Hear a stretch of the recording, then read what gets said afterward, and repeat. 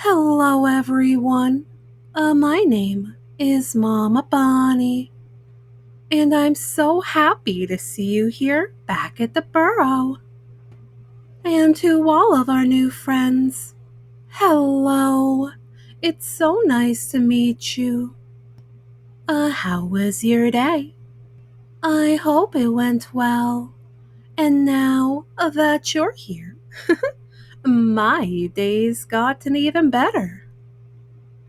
Since we had so much fun with our last story with the magic school bus. Why, Mama thought we should go on another field trip. But we can't have our story unless we're all comfy cozy. So make sure you're wearing something comfy. And don't forget to bring your favorite stuffy. I think they're gonna want to hear the story too, don't you?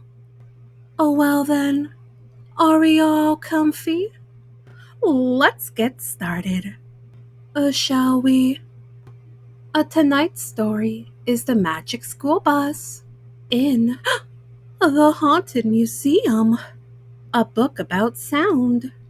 In Miss Frizzle's class, we were getting ready for our concert at the Sound Museum. But something was wrong. It was the instrument that Carlos had made. It looked terrific, but as Ralphie said, it sounded ploopy. How could we play concerto for invented instrument with a ploopy sound? Miss Frizzle was the only one who didn't seem worried. She encouraged Carlos by saying, "Just keep asking questions, and you'll keep getting answers." Then she hustled us onto the school bus. We were late for the dress rehearsal of our concert.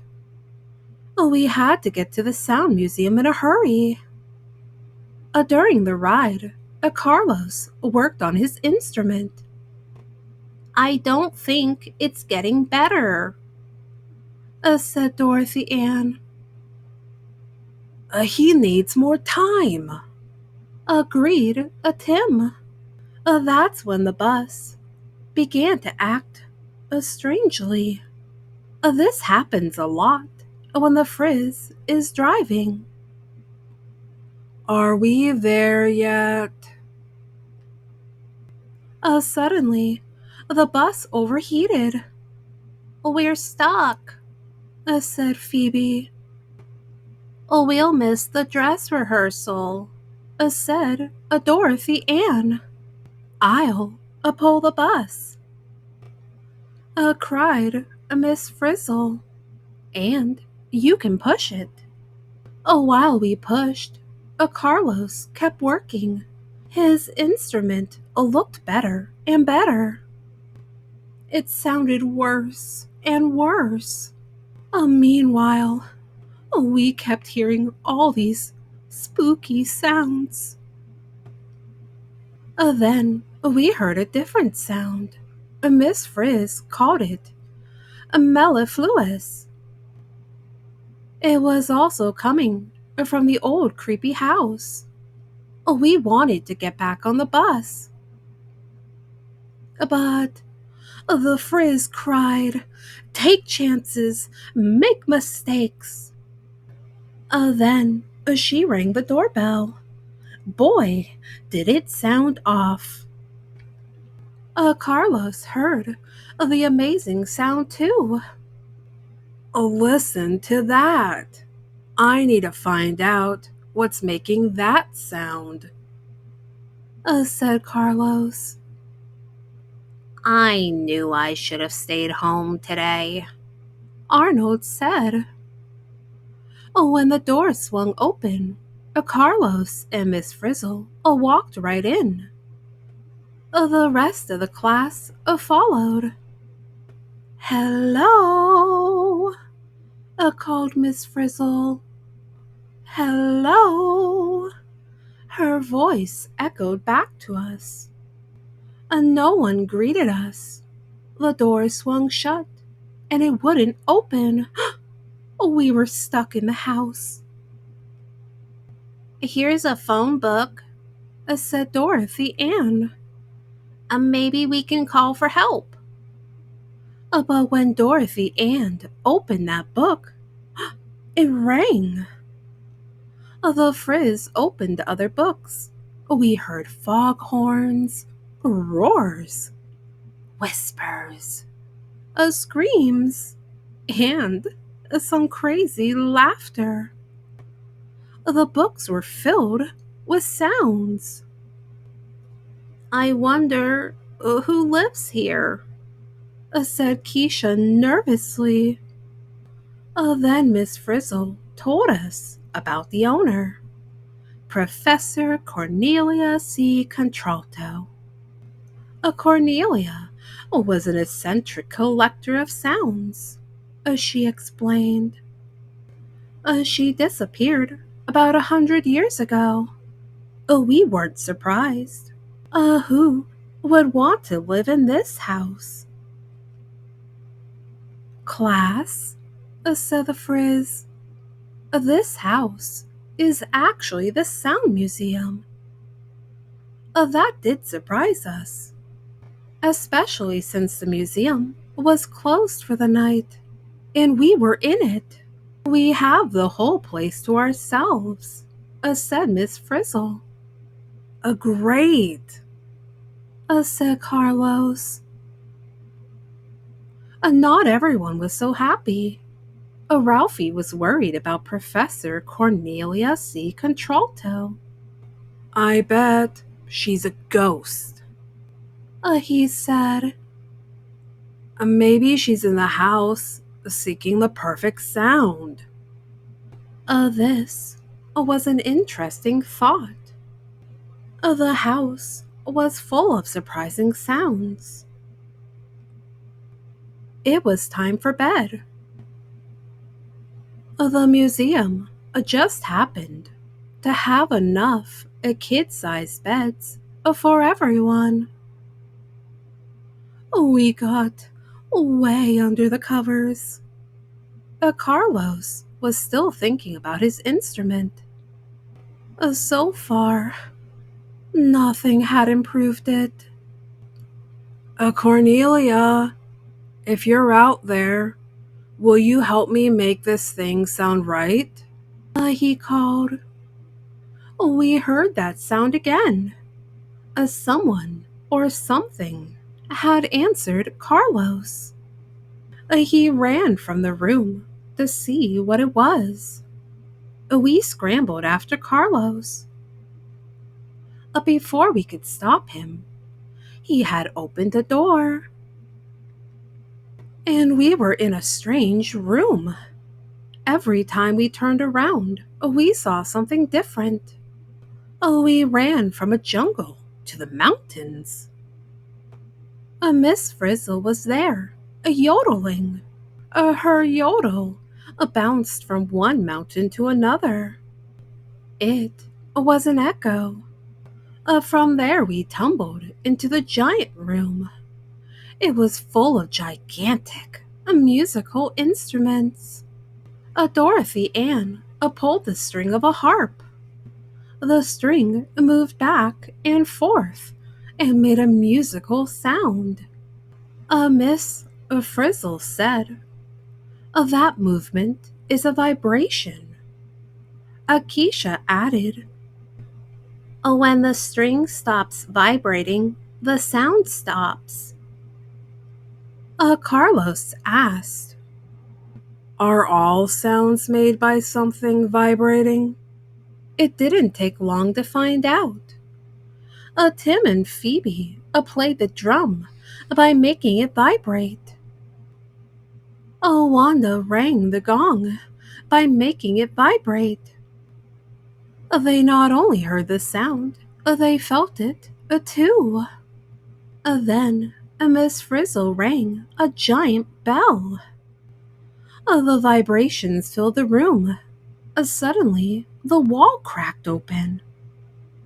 We followed the frizz through the wall and onto a stage. Miss Frizzle gave Carlos some funny looking glasses. They must have been magic. They let Carlos see sound waves. Sound waves look like the ripples in a pond, he cried. They're circles within circles, moving outwards. We all put on magical glasses. It was fun making sounds and watching the vibrations. The sound waves started in one place and moved out in all directions. Miss Frizzle showed us something else.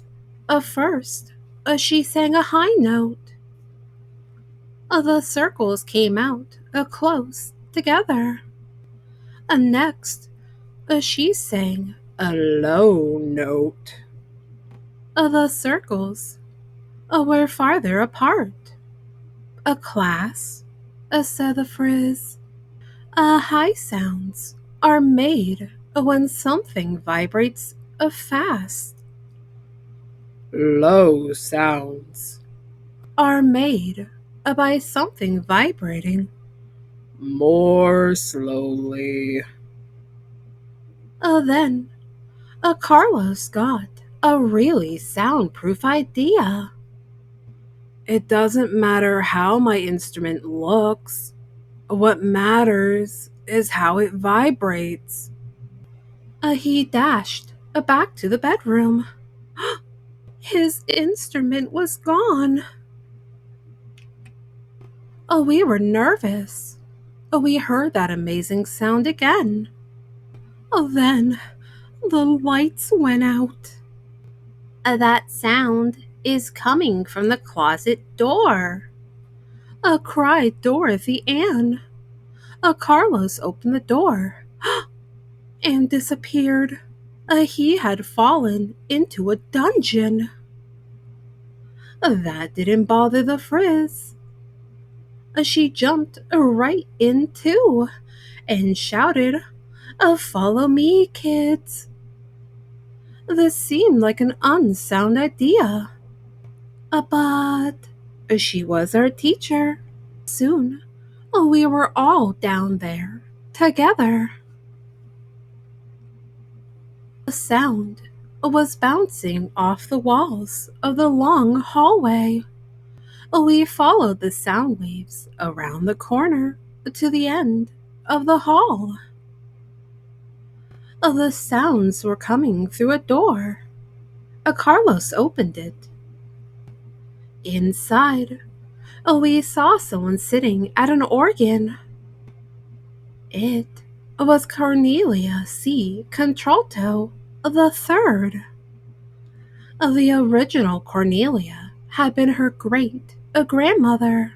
From behind the organ, Cornelia pulled out Carlos's instrument.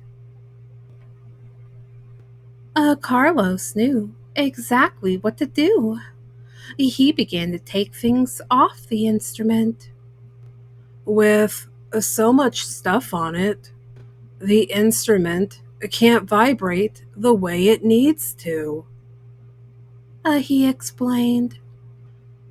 We gave a terrific concert.